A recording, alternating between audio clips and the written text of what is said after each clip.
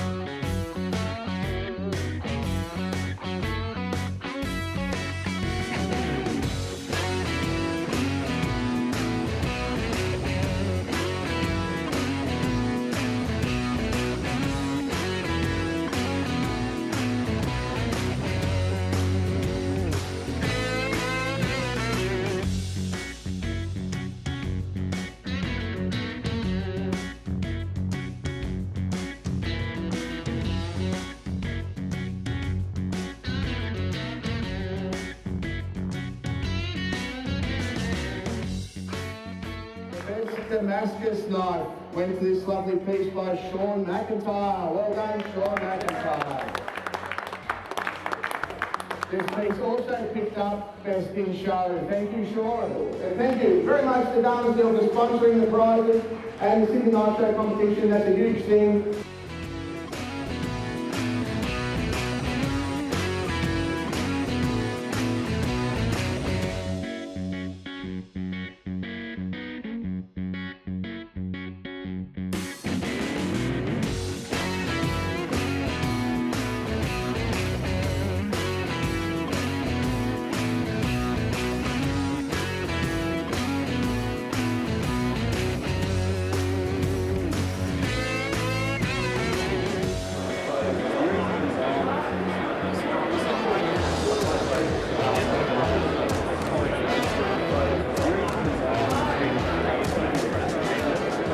If I'm coming to a show and I'm going to enter knives into a category, I'm planning that knife and I'm building it and I'm trying to win. I won 3 awards today, and then this one has won a sort of a double award. This was picked as Best of Show, and I got to say, it was an amazing competition this year, so these awards mean a lot. Like, there was a lot of really great knives up there. So my area of specialty is mosaic Damascus steel. When I'm making a mosaic Damascus pattern, I want to make something that hasn't been done before. I like to combine really, really fine mosaics, very, very detailed mosaics, and then combine them in with a bolder mosaic. So when you look at my mosaic Damascus blades, I want to get the effect of waving manipulation in the steel and then be able to see finer details inside of that.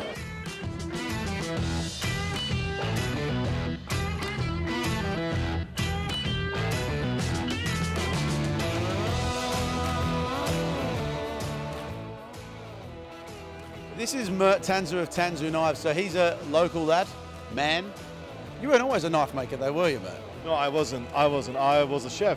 When I got in the kitchens probably 15 years ago, and first thing you do as an apprentice, you're asking your chef saying, hey, what's the knife to buy? And at that moment, my chef said, oh, just buy these German knives, and I used them. I'm thinking like, it was giving me calluses because the spine of the knife wasn't rounded.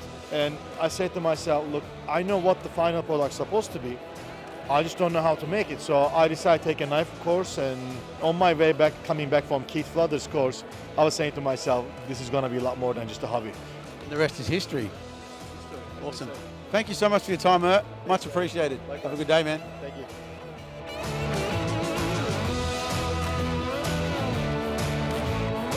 Alice Phillips is one of the only guys I know, Australian knife makers, that's managed to get one of his knives picked up by a major manufacturer. I designed a knife that I wanted to use for food preparation, measured up a bunch of apples and other various fruits and vegetables and went, I want a blade that long, I want to be able to fold it. Posted some pictures to the Spyderco forums. Sal, the owner of Spyderco, saw those and wanted to purchase one, and I thought it was the most important knife I've ever made. Massive congratulations on that. And while we're talking about congratulations, best production knife. Tell us a bit about that too. Yeah, oh, fantastic. Spyderco have done just an amazing job of bringing my custom knife to a production version of it. Thank you so much for your time. I really appreciate it. No worries, thank you.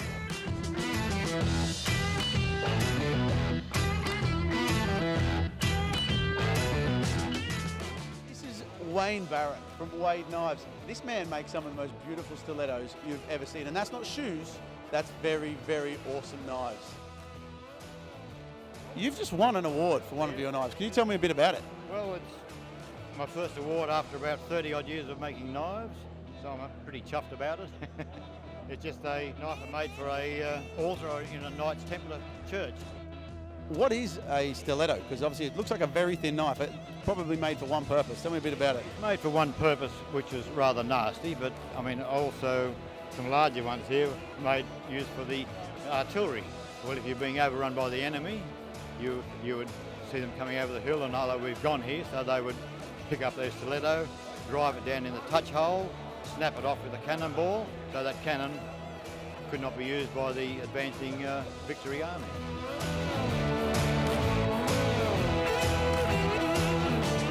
This is Adam from Holtz Knives. How you doing, mate? Oh, very good. Yourself? Yeah, I'm doing well, thank you, mate. So I know you for your steampunk style, for your makume and for your reusing of like cogs and whatnot and the movement in your blades and that. What got you into that? I basically saw a knife maker called Van Barnett, saw his stuff, thought it was amazing, thought I'd give it a go. I got addicted to it. And so, best forge knife. So you're not just doing this sort of stuff, that's a keyhole. I was unexpected. That knife battled me the whole way and I had nothing but arguments with it, but yeah, it came good in the end. What style of Damascus is that? It's basically just random pattern Damascus, and to be honest, it's just made out of 3 offcuts of random Damascus. I forged it all together. I had no idea how many billets, how many layers were in the billet. Forged it together, did a ladder pattern in it, and let's see what happens. And it turned out pretty good. So it's random. Random that you won an award for. Yeah, you can't do much better than that. Yeah. And this is what I do after work. So make knives at work, go home, make knives. It's a bit of a sickness.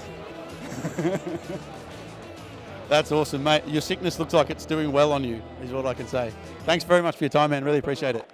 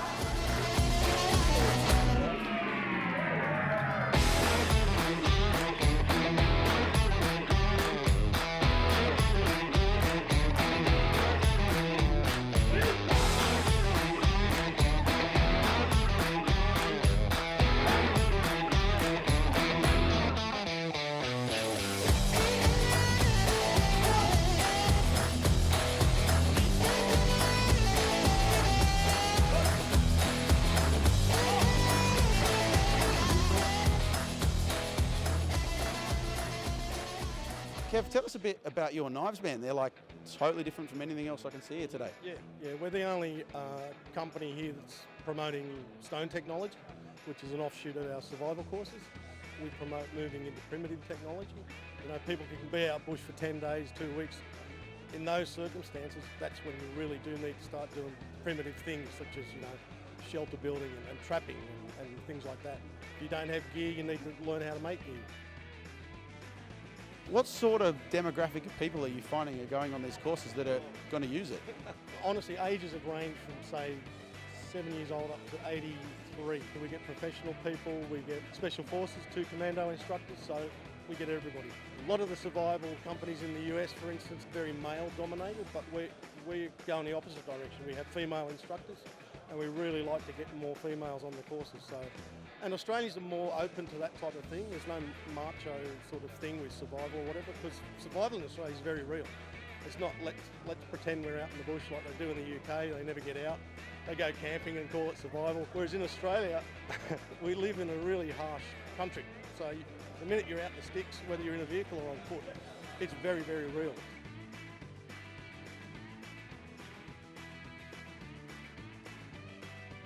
Looking at your knives, there's a very sort of organic-y sort of feel to it. Do you do all of this yourself? It's everything is, single ownership, start to finish. I forge my own steel, I make my own Damascus and semi.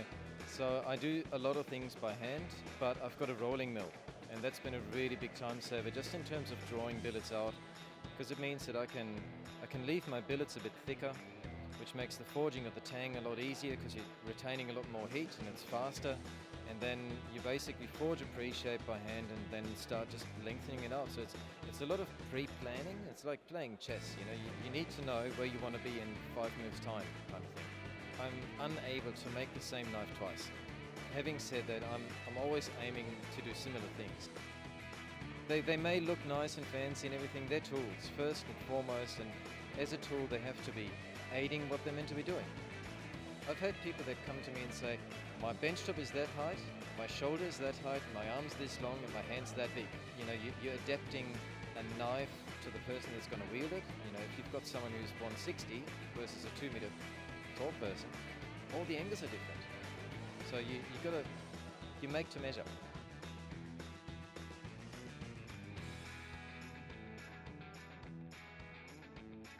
This is Keith Flutter, and he's the president of the Knife Art Association. What sort of style of knife do you make? Or in fact, what's your favourite style of knife to make? I really like making Japanese tantos. So we've got one of your tantos here. Yeah. Give us a little bit of a rundown, sort of what's involved. They've got the makume there. You make that as well?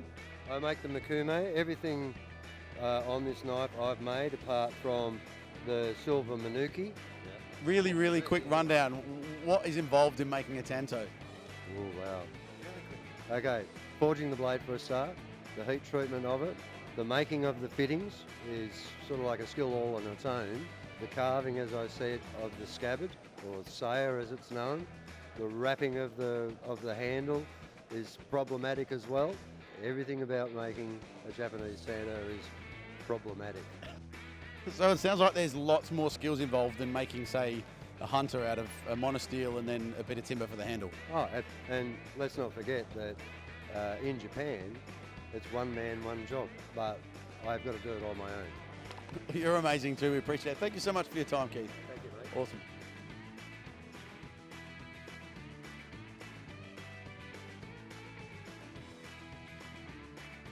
Creative Man started about 5 or 6 years ago. Bjorn Jacobsen, the guy that started the business, he's from Norway. Normally it's a rite of passage. The young kids, about 8 or 9, they make a knife. Generally they start with a knife kit, and so he went to get one for his young fella and he couldn't find one anywhere. So he started bringing them in from Norway.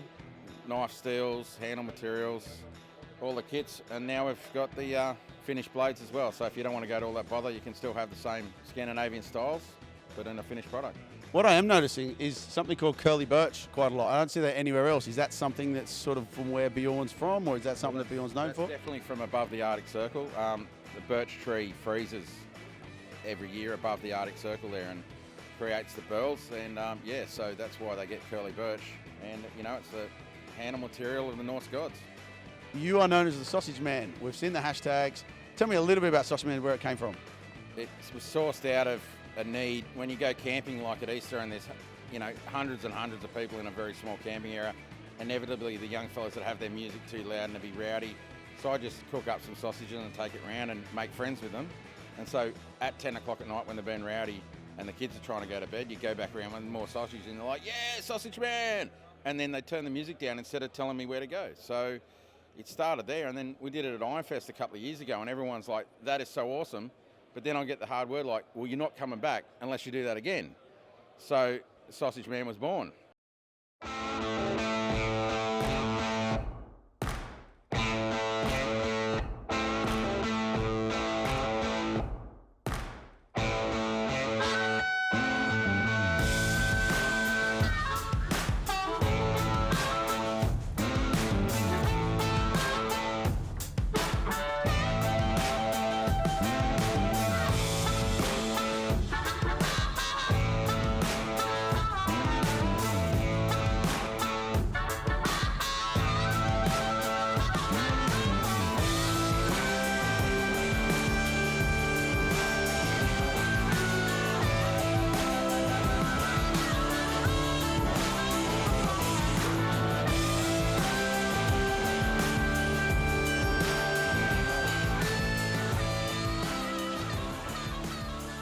Yeah, so I'm the owner of Everly Works, and we operate out of the largest Victorian blacksmiths, possibly in the Southern Hemisphere, maybe even in the world. So we run classes making the hammers that we're selling here today.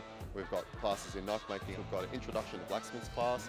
We can help people build forges if they're trying to get into it at home. So looking at these hammers, Matt, they're like pretty serious. You wouldn't make that with a normal hammer, right? How do you forge something of that sort of size? No, we're pretty lucky. So down at Everly Works, we've got some pretty serious industrial machinery, fairly old blacksmithing machinery. A lot of it's been there, or some of it's been there since the start of the shop, which is 131 years ago. We're currently in the process of getting our large steam hammers up and running. So I'm laying down the gauntlet that in the next 12 months' time we should have a functioning 2-ton steam hammer. Probably a little bit overkill for these guys. I'm not sure that we'll be forging hammers any faster or any better, but they'll certainly be flatter.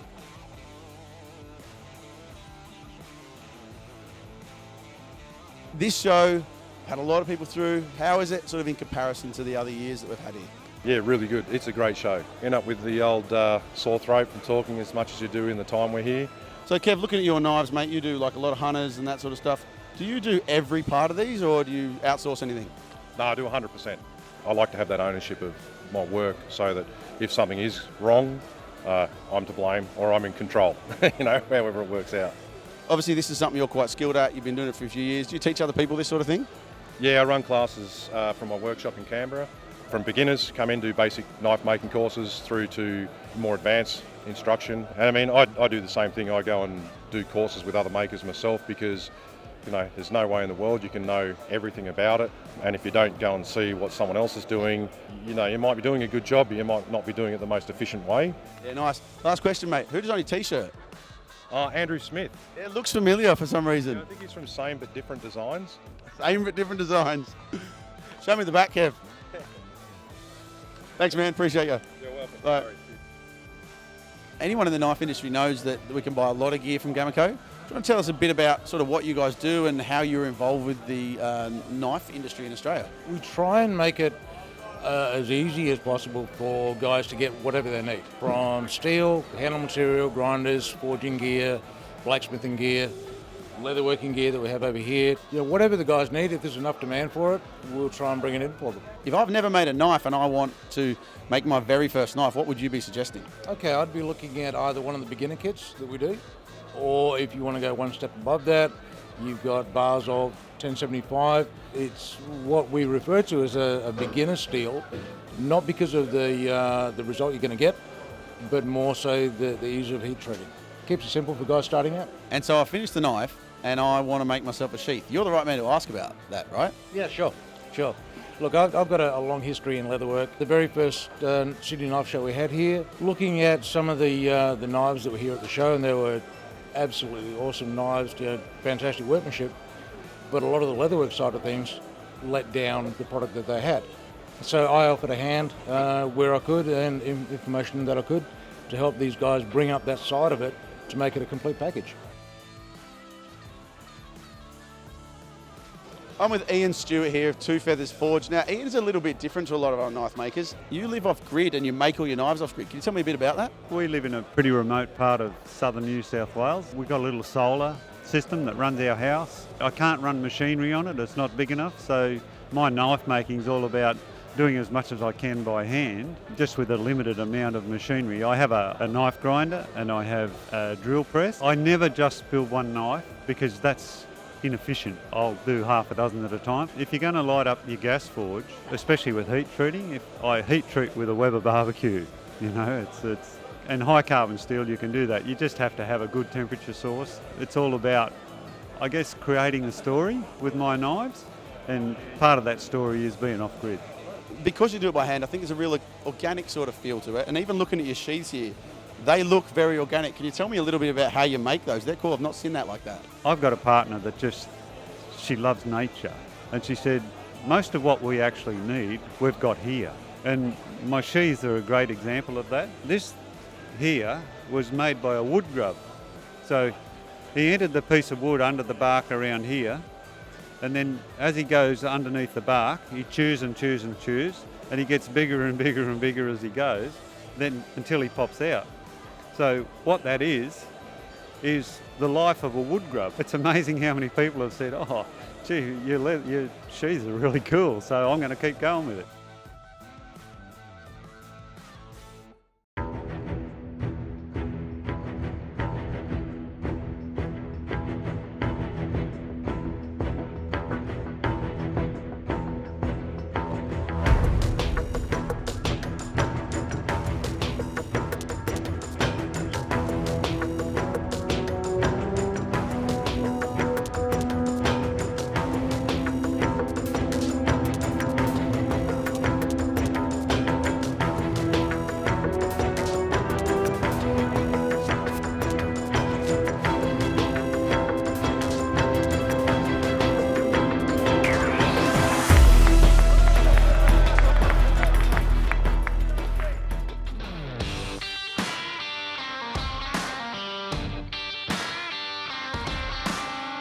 Hey, looking at your stuff, you do some really nice forge work and leave a lot of it with forge marks in it. Is that a style you sort of go for in your knife? Absolutely, yeah, absolutely. I love doing that because it's handmade. I celebrate my mistakes. It's unique, isn't it? No one else is going to copy that, are they? You've got a lot of Damascus on this table, some really beautiful Damascus. Do you make your own Damascus? Absolutely, always make my own Damascus. Yeah, because it's like it's a fingerprint, isn't it? Every hammer mark's going to change that pattern.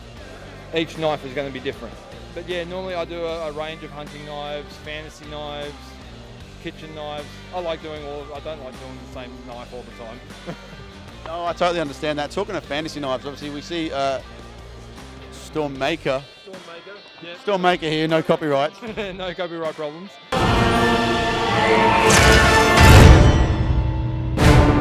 Well, that's a project that I've been wanting to do for ages. Ever since I saw the movie, I thought, no, I'll do that better. I like doing the axes, like especially for these sorts of shows, because not a lot of people are doing them, but there's a call for them. People are like, well, you can't get a unique axe, can you? Well, no, unless you get someone to forge you one, and then you can. Exactly, and that's it. That's the only way you're getting it. We run probably 250 classes a year in all kinds of things. Knife making, blacksmithing, bone making, woodwork, leatherwork, a whole bunch of stuff. So we're really trying to provide an experience for people to come who want to do stuff with their hands. I think that's really important. Something that we lose in our very modern virtual society. We get lots of people that turn up and never picked up a hammer. And for them at the end of a weekend to have hand-forged 2 knives is an extraordinary thing. And that's an accomplishment. They go home and say, look, I made something that's going to last 100 years. How many times do you do that in your life?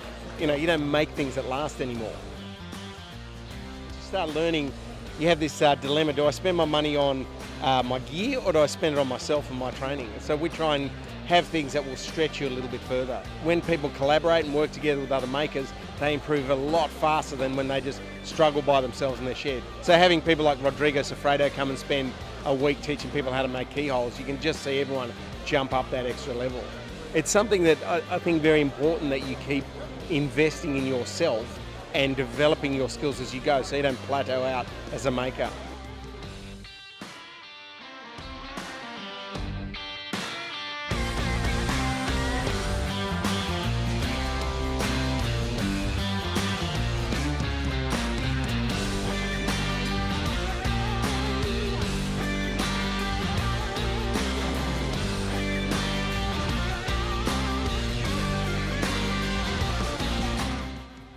This has been Sydney Knife Show. Thanks for coming, and if you didn't make it, we'll see you next year.